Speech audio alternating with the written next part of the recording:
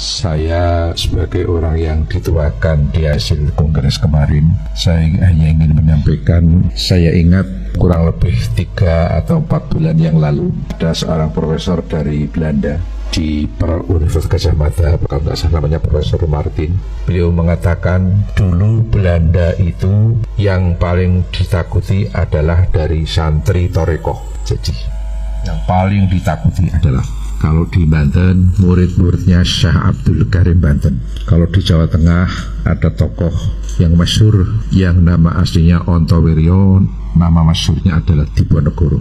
Walaupun cuma 5 tahun menyusun kekuatan berperang musuh Belanda, bikin pusing pemerintah Hindia Belanda.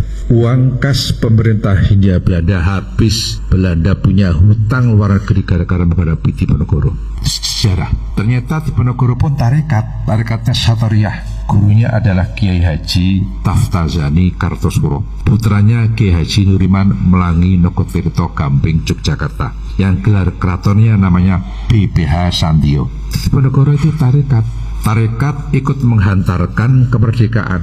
Ketika Bung Karno membacakan teks proklamasi di Pegangsaan Timur Jakarta, tampillah putra tarekat dari kampung Batu Hampar, Payakumbuh, Sumatera Barat. Sang ayah bernama Ustadz Haji Jamil, itu guru tarekat Naksabandia Kholidiyah. Punya putra bernama Muhammad Hatta yang akhirnya terpilih sebagai wapres pertama, itu putra tarekat. Lebih-lebih kalau warga NU, kita lihat sejarahnya Mbah Hashim.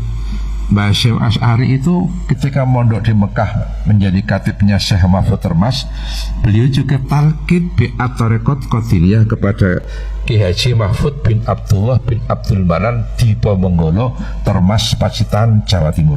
Maka saya mengajak pada warga NU dan semuanya kalau bisa ikuti Mbah Hashim masuk tarekat.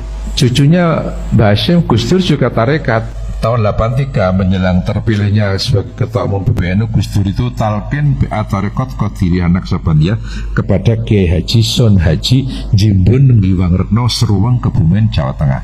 Gus Dur juga tarekat. Maka tarekat ini adalah bentuk tazkiyah, membersihkan diri.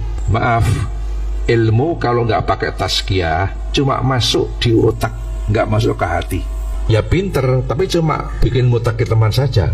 Maka dengan adanya tarekat ini tazkiyah, supaya ilmu masuk ke hati, nggak cuma singgah di otak saja. Itu tazkiyah tarekat. Barangkali itu saja yang perlu saya sampaikan.